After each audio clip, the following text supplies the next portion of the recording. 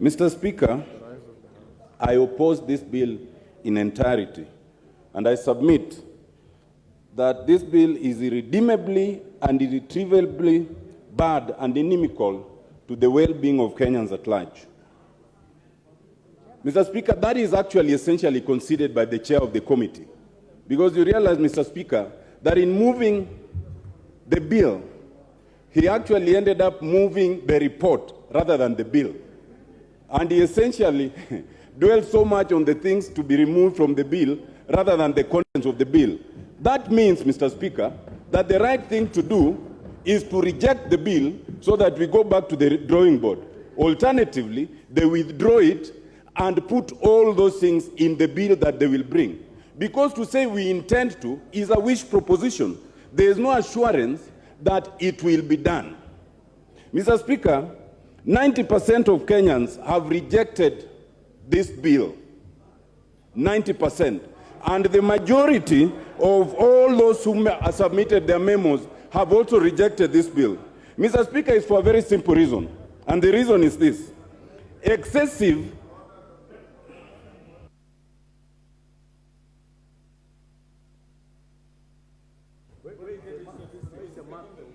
Mr. Speaker, I stand on, we have a responsibility to,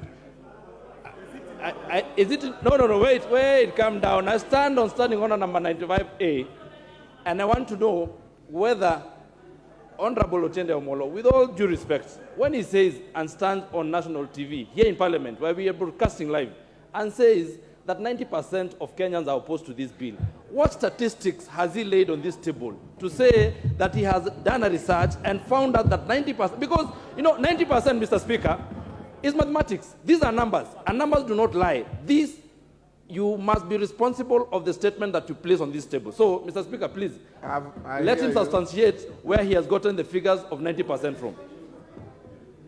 Proceed, Otiende Amollo. Yes. Thank you, Mr. Speaker. Mr. Speaker, that objection is symptomatic to the problem this side is having. They don't listen to the radio stations, they don't read the printed media, they don't watch TV stations. If they did, they would not ask that question. Order, Let me continue, Mr. Speaker. Otiende Amollo, Mr. order. Otiende Amollo, you are normally more balanced than that. Kagombe cannot be the side. He's an individual. Speaker, I'll proceed. Yes. Mr. Speaker, the point I'm making is that excessive and generalized overtaxation of Kenyans will only further burden Kenyans who are already suffering. The cost of living is so high, and therefore it's a lie to say that you want this budget to pass in order to alleviate the suffering of Kenyans. Mr. Speaker, I wish to submit that there are only three answers to the problems we have right now. One, austerity measures. Two, reduction of corruption. And three, rationalization of government. Mr. Speaker, I do not understand how a government that says that already there's a problem insists on increasing the overall budget from 3.3 trillion, which it was in the previous year, to 3.67 trillion, if you admit there's no money. What is the principle? If you have no money, you cut your coat according to size. So you don't say that you must increase it and therefore you must overtax. Secondly, Mr. Speaker, how does a government that says we are short of money explain why you must create offices that we do not need? You do not need the office of the Prime Cabinet Secretary. You do not need all the 24 cabinet offices. The Constitution allows you a minimum of 14. You do not need over 51 principal secretaries. You do not need over 50 CSS. And all these are taking public money. If you say, and it is unfortunate that a member of parliament should seek to mislead the public by saying that members of parliament already get money for houses, that is not true, because it is a loan that we pay at 3%. But if that is your position, then take away that free house, because we don't have it. Don't tax Kenyans on it. Mr. Speaker, corruption. In all these words, the word anti-corruption you will never hear from the words of those who speak for the government side.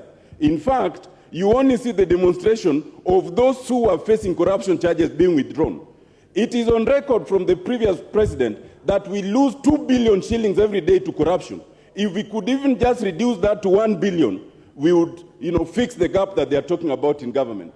Then there's rationalization, Mr. Speaker. Mr. Speaker, you are aware, and this House has debated, in the previous Parliament, there was a report that suggested that we do not need the over 530 ministries and departments of government that we have, the parastotals. Most of them are duplicative, and it was suggested that we should reduce them to barely 50.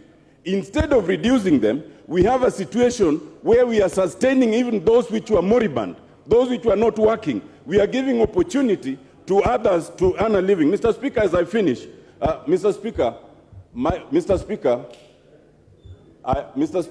my 2 minutes were taken. Can I get my 2 minutes back, please? My 2 minutes. Yes. Mr. Speaker, 2 closing remarks. You must listen to us, because even if you use the majority to pass this, there's still the courts. And even if you deal with the courts, there's still the people who are sovereign. 2 things. 1, you cannot have a situation where you are bringing the housing tax here. I want to invite you to note, first of all, that under Schedule 6, the role of housing is for the counties, it's not for the national government. And I invite you to look at Clause 8D. The national government is only to do the housing policy. So when you are bringing the question of housing and you're introducing the tax, you're actually amending the Constitution through the back door. And it also means then that this bill should go to the Senate, because the Senate must have a role in anything that affects the counties. And that is a point that you need to bear in mind. Lastly,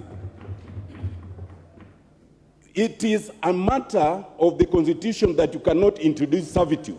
By telling someone that they must pay tax, which will not benefit them and will go to the shareholders, as your leaders have told us, that is servitude. Servitude that we must reject, and we must reject this bill in totality. Thank you, Mr. Speaker. Thank you, Dr.